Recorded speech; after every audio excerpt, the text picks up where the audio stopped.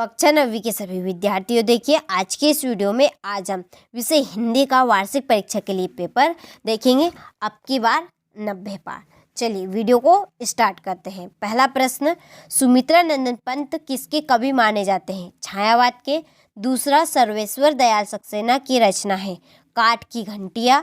तीसरा, वीर रस का स्थायी भाव है उत्साह। चौथा, तिब्बत में अधिकतर जमीन किसको दे दी जाती है? जागीरदारों को। रचना के आधार पर वाक्य के भेद होते हैं। कितने भेद होते हैं? 3।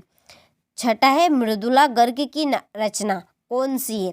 मेरे संग की औरतें। तो आप यहाँ से सही विकल्प का अच्छे से स्क्रीनशॉट ले। देखिए, आप चाहते हैं इन्हीं बच्चों की तरह परसेंटेज बनाना, तो आप ये सेट पेपर कंप्लीट कर। सेट ए बता चुकी हूँ, सेट बी भी, और सीट देख रहे हैं। इसके बाद में डी, ये लास्ट सेट पेपर रहेगा। आप इनको अच्छे से कंप्लीट करें। चलिए क्वेश्चन नंबर 2 देखते हैं।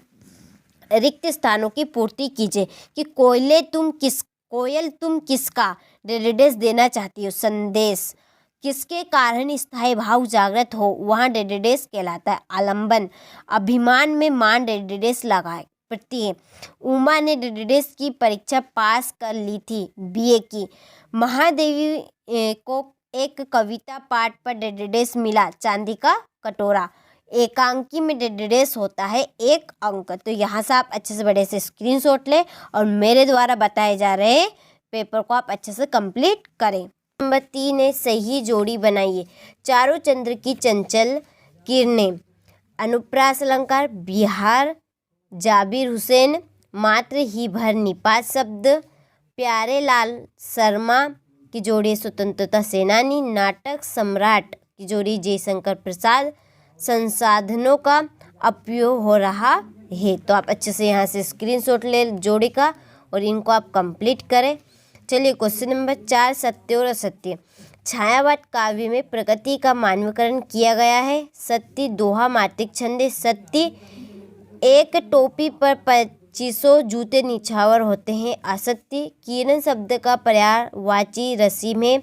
सत्य, उमा के व्यक्तित्व में साहस की कमी है।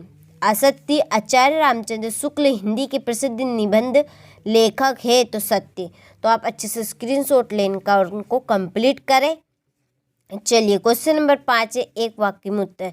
देखिए आप इन सेट पेपर को कंप्लीट कर लेंगे। देखिए इसमें जितने भी आपके प्रश्न हैं ये इम्पोर्टेंट प्रश्न है।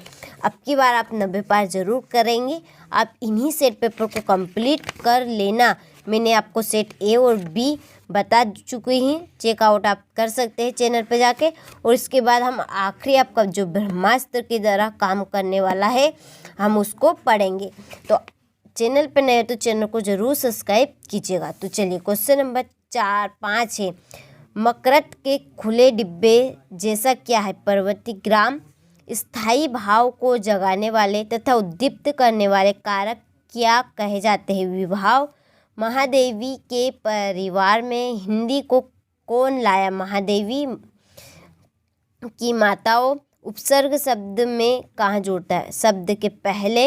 विवाह को बिजनेस कौन कहता है? गोपाल प्रसाद। नाटक में कितने अंक होते हैं? अनेक अंक। तो यहाँ से आप अच्छे से स्क्रीनशॉट लें और इनको कंप्लीट करें। भक्ति काल की प्रमुख 2 विशेषताएं लिखिए। कबीर ने ईश्वर को सब श्वासों की श्वास में क्यों कहा है? कोयल की कुक सुनकर कवि की क्या प्रतिक्रिया थी? सुविधा और मनोरंजन के उपकरणों से बच्चे वंचित क्यों है? महाकाव्य किसे कहते हैं? किन्हीं हिंदी के 2 महाकाव्यों के नाम लिखिए। रूपक अलंकार की परिभाषा लिखिए तथा उदाहरण दीजिए। यहाँ से जीवनी और आत्मकथा में अंतर बताइए। मोस्ट IMP क्वेश्चन है, इसको कंप्लीट कर लेना। इसके बाद में है क्वेश्चन नंबर 13, राहुल संस्त्यान की भाषा शैली की विशेषता लिखिए। पाठक में ये आपका 15वां प्रश्न। 16वां है, संधि एवं समास में 2 अंतर। बाढ़ की खबर सुनकर लोग किस तरह की तैयारी करने लगे? निम्नलिखित काव्यांश का संदर्भ प्रसंग सहित व्याख्या भावार्थ लिखिए। यहाँ से क्वेश्चन नंबर ये आपका 19 है, अच्छे से स्क्रीनशॉट ले।